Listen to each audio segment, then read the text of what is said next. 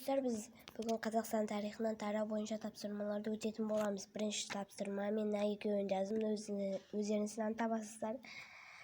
Қола дәуірін білетін шығарсыздар. Тас дәуірі тобыр, тайпа, шапқы, тесе. Энеолит дәуірі аналық жұмыстас. Келесі тапсырма.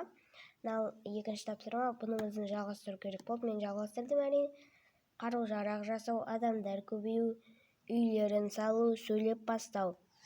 Келесі бетте бізде осыны жалғастыру болды, осы мәтінді, бірақ сіздер оны өздеріңіз жалғастырасыздар. Біз төртінші тапсырмаға өтейік. Бізде төртінші тапсырмада осыларды толықтыру керек болды. Мен әрине жаздым. Бірінші тас дәуірі тобыр, пятикантроп, садақ пен жебе, ру болды. Және бізде қола дәуірі бойтұмар, жекеменшік, Андронов мәдениеті, қыш құмыра. Енді біз бесінші тапсырмаға кетейік.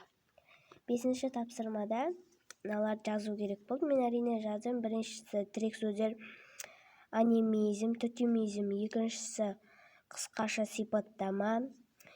Пятикантроптар өте сенімді болған. Ой, достар, петролифтер, кешіріңіздер, шатасып кеттім. Петролифтер өте сенімді болған. Олар жоғарыда күн басты Құдай жүреді деп ойлаған. Келесі, ежелгі адамдар дүниетану бойынша қорытынды. Жарайды, мен оны орындадым. Адамдар секілді болған, бірақ олардың ері де қызы да өте мықты, қиыншылыққа төзімді болған.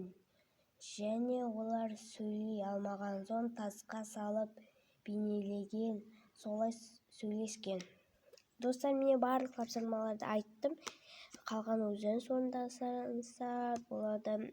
Және менің сөзіме үлгере алмай қалсаңыздар, мен сіздерге мынаны көрсетемін. Мінекей. Және мынау.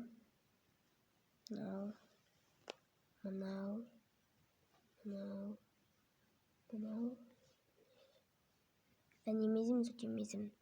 Жарайды, достар, сау болыңыздар. Каналға тіркеліп, лайк басып, комментарий жазып кетіңіздер. Қанша алдыңыздар?